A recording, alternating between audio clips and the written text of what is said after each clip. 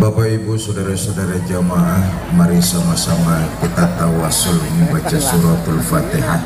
Mudah-mudahan tawasul pembacaan suratul Fatihah Allah berikan penerangan di hati kita. Allah berikan rumah tangga yang sakinah, mawadah dan rahmah. Allah jadikan Kotim kabupaten kita kabupaten yang maju dengan membawa keadilan dan kemakmuran buat rakyat kita semua. Al-mazkurah betil kalniyah sayulillahi lahumul Fatihah.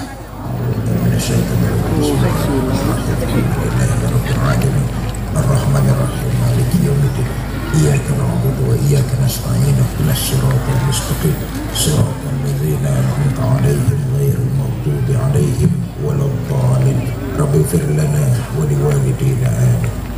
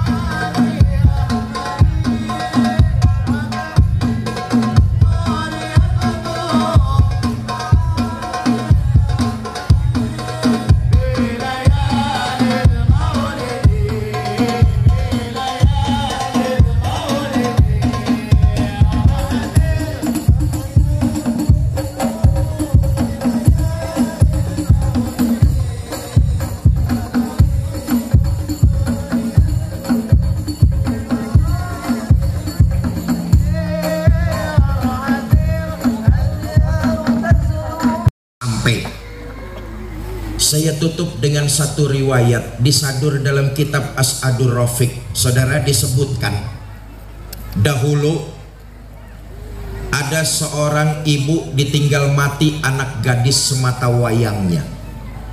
Karena punya anak cuma semata wayang, tentu si ibu ini kepikiran. Siang selalu terbayang, sampai-sampai tidur nggak enak, makan juga nggak enak. Dalam kondisi yang memprihatinkan karena terbayang selalu anak gadis semata wayangnya, ibu ini datang konsultasi ke ulama besar Imam Hasan Al-Basri. Tuan saya belum lama punya anak gadis semata wayang, terus meninggal.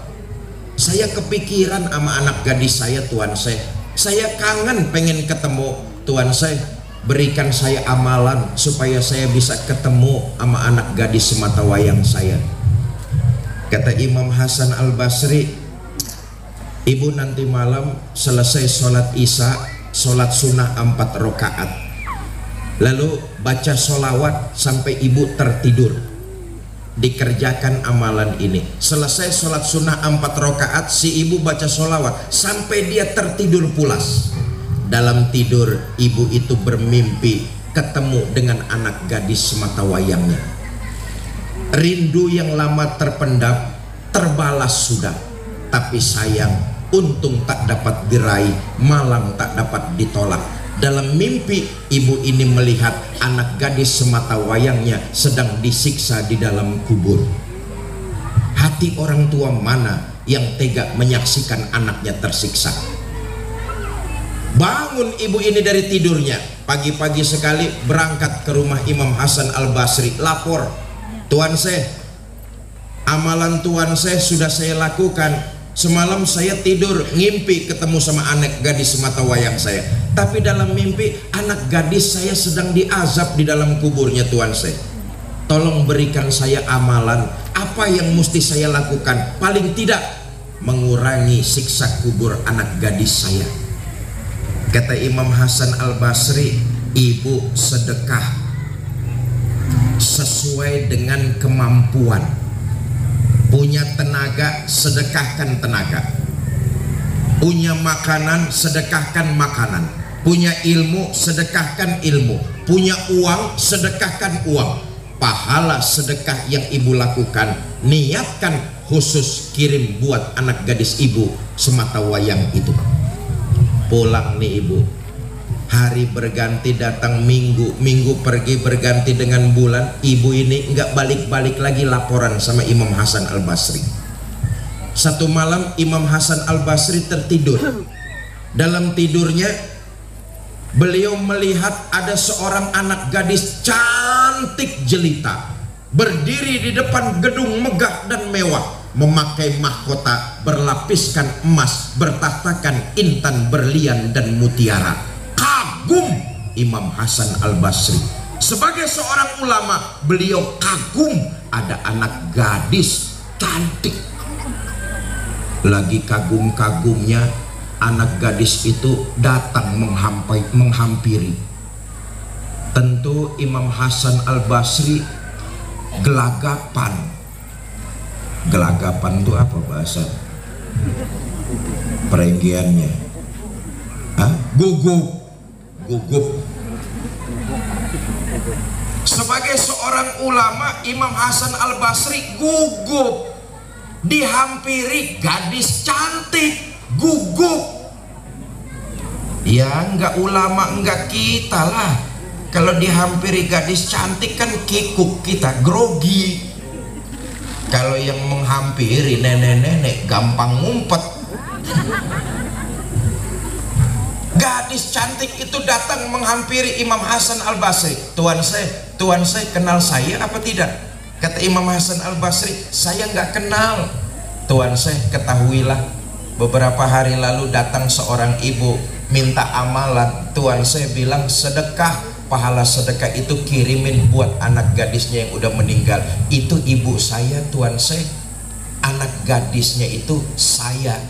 Ibu saya melakukan sedekah pahalanya dikirimkan buat saya. Alhamdulillah atas berkat rahmat Allah, sedekah yang dilakukan ibu saya jadi wasilah terbukanya pintu rahmat saya mendapat nikmat kubur. Tidak menutup pintu walaupun orang tua kita sudah tiada. Sebagai anak berbakti, kirimkan doa, kirimkan pahala, khusus pahala sedekah yang kita lakukan tanpa mengurangi pahala kita. Orang tua kita yang sudah berkalang tanah, insya Allah akan senang, bukan kepala. Saya hanya mengingatkan, jika kita melakukan sedekah, khusus niatkan buat orang-orang tercinta yang sudah meninggal dunia. Apalagi tadi sambutan dari pimpinan Pondok Pesantren Al-Fajar. Ini memang tanggung jawab moral kita semua. Satu-satunya pondok pesantren di Parenggean, Yayasan Al-Fajar itulah benteng pertahanan kita. Maka secara beban moral itu jadi tugas kita sama-sama.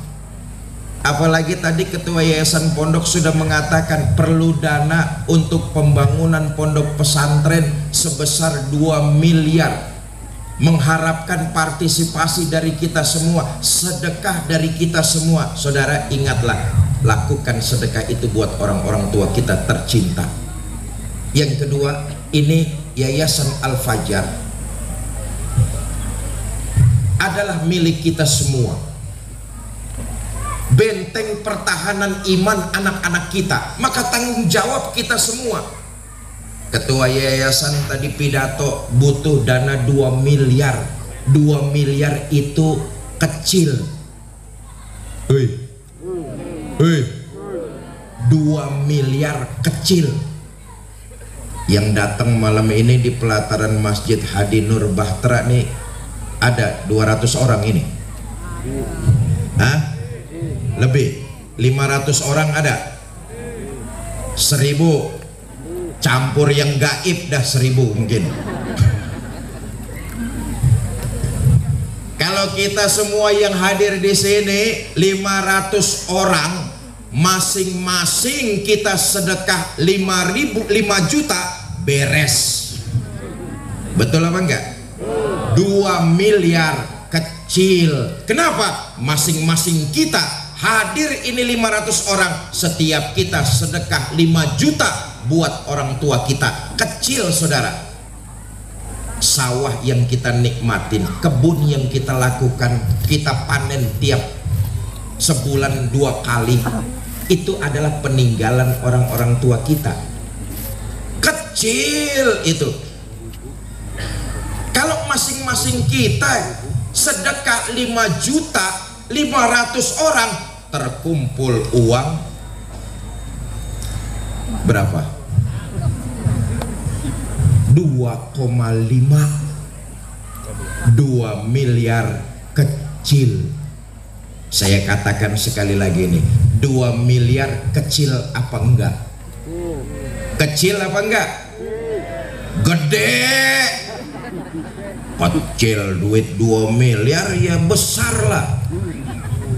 Kenapa? Kalau ditanggung ketua yayasan sendirian, uang 2 miliar besar. Tapi uang 2 miliar kecil kalau kita sadari bahwa sedekah yang kita lakukan buat orang tua kita tidak ada apa-apanya. Satu. Yang kedua, pembangunan yayasan Pondok Pesantren Al-Fajar ini tugas dan tanggung jawab kita bersama, membentengi kecamatan kita, membentengi kampung kita dari budaya-budaya yang tidak sesuai dengan ajaran agama masuk di tengah-tengah keluarga kita. Benteng kita itu. Karenanya saya kembali, Bapak Ibu saudara-saudara, kalau niat sedekah, infak dan yang lain-lainnya, saya hanya titip pesan saja, lakukan itu dengan niat kirimkan pahala sedekah yang kita lakukan buat orang-orang tua kita tercinta. Mudah-mudahan itu jadi wasilah menyebabkan mereka mendapat nikmat kubur. Sudah jam 8 lewat 3 jam ini. Terakhir mari sama-sama kita baca suratul Fatihah. Mudah-mudahan semua kita dipanjangkan umur dalam taat kepada Allah, diberikan kita rumah tangga sakinah mawadah dan rahmah, dikaruniakan kita keturunan yang soleh dan soleha, diwafatkan kita dalam kondisi husnul khotimah, dan di akhirat nanti semua kita mendapat syafaat Nabi Muhammad sallallahu alaihi wasallam. Bitilkal niyah al-Fatihah. Bismillahirrahmanirrahim. Alhamdulillahirabbil alamin. Arrahmanirrahim. Maliki yaumiddin. Iyyaka na'budu wa iyyaka nasta'in. Ihdinas siratal mustaqim. Shiratal ladzina amin. Terima kasih kepada teman-teman Banser, teman-teman sehati, teman-teman Betamat yang ikut mensukseskan dan menjaga pengajian agar lebih kondusif. Terima kasih kepada mereka semua. Ini saja yang dapat saya sampaikan, mudah-mudahan ada manfaat. Lebih kurang saya mohon maaf. Wallahul muwaffiq ila aqwamit thariq. Assalamualaikum warahmatullahi wabarakatuh.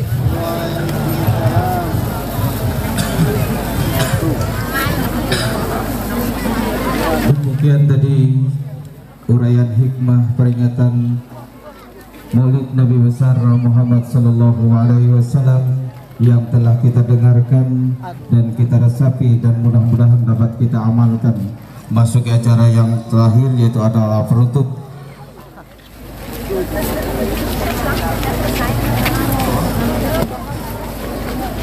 Demikian acara pada malam hari ini telah kita laksanakan, dan kita tutup sama-sama acara ini dengan bacaan hamdalah.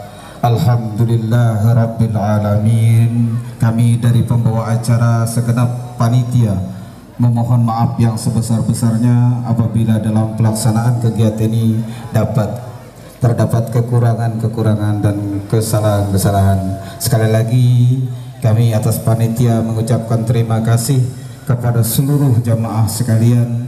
Mudah-mudahan kita mendapat keberkahan dan pahala yang berlimpah dari Allah Subhanahu wa taala dengan menghadiri acara peringatan Nabi besar Muhammad sallallahu alaihi wasallam. Kami akhirul kalam mengucapkan terima kasih. Akhirul kalam kami ucapkan wabillahi taufik wa hidayah. Assalamualaikum warahmatullahi wabarakatuh.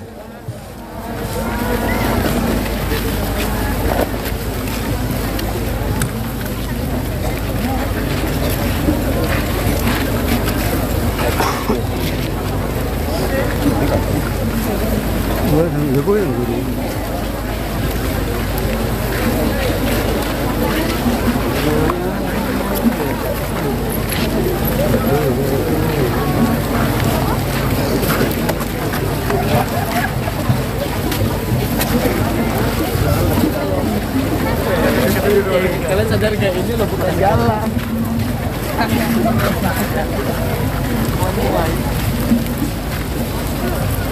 Banyak sana tuh.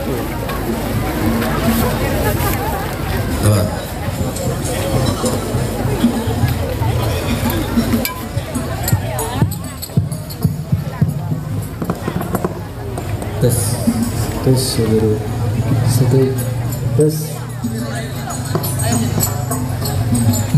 Mikrofon salawat bisa dihidupkan. Mikrofon salawat bisa dihidupkan. Allahumma shalli wa sallim ala sayyidina Muhammadin wa ala ali sayyidina Muhammad. Ya Taibah, ya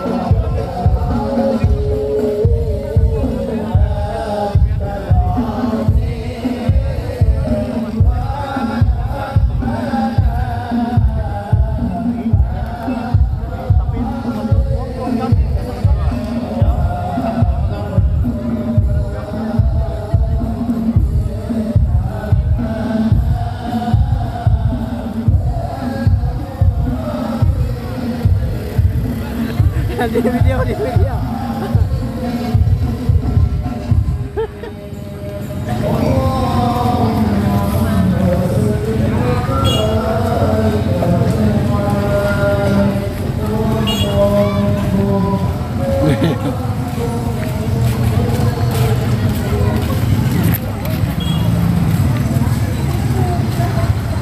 Ya, demikian acara peringatan Maulid Nabi Muhammad SAW yang diadakan di Masjid Al-Hadi Nur Bahtera pada tanggal 17 Oktober 2022 di Kecamatan Parenggian, Kabupaten Kota Waringin Timur, Kalimantan Tengah. Demikian acara. Saya akhiri, wabillahi taufiq walhidayah. Assalamualaikum warahmatullahi wabarakatuh.